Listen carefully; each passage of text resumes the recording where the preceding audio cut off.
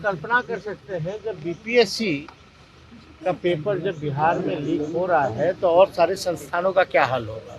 कितने परीक्षाएं हैं, चाहे बोर्ड का परीक्षा होता है तो उसमें भी जो है पेपर लीक होता है। और पेपर लीक के बारे में तो हम लोगों ने सदन में सरकार से कई बार जो है हम लोगों ने जानकारी भी दी है, आवाज़ भी उठाया है, लेकिन फिर भी सरकार में बैठे लोग जो हैं इस पे ध्यान नहीं देते। ये साफ तौर पे देश बिहार के जो नौजवान छात्र हैं उनके भविष्य के साथ खिलवाड़ किया जा रहा है। और हम सब लोग जो भी दोषी है एक टीम गठित करके उस पर कार्रवाई करनी चाहिए, दोषियों को सजा देनी चाहिए ताकि भविष्य में ऐसी गलती ना हो।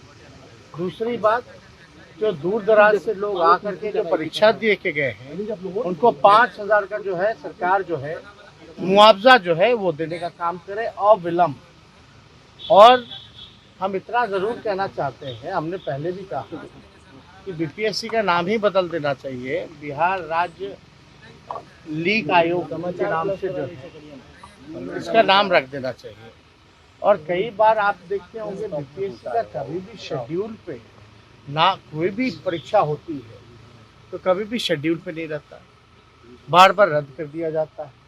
और ये तो पेपर लीक हो गया, इससे बड़ी बात और क्या हो सकती है, दुखद घटना क्या हो सकती है। यानी सिस्टम में कोई ना कोई ऐसा बैठा है जो लगातार जो है इस काम को अंजाम दिया जा रहा है। लेकिन इसके लिए सरकार को हम लोगों ने पहले भी कहा है, अब भी हम लोग कह रहे हैं कि सुधर जाइए, वरना देश के नौजवान देख रहे और भुगत रहे हैं, आने वाले समय में अंजाम जो है बुरा होगा।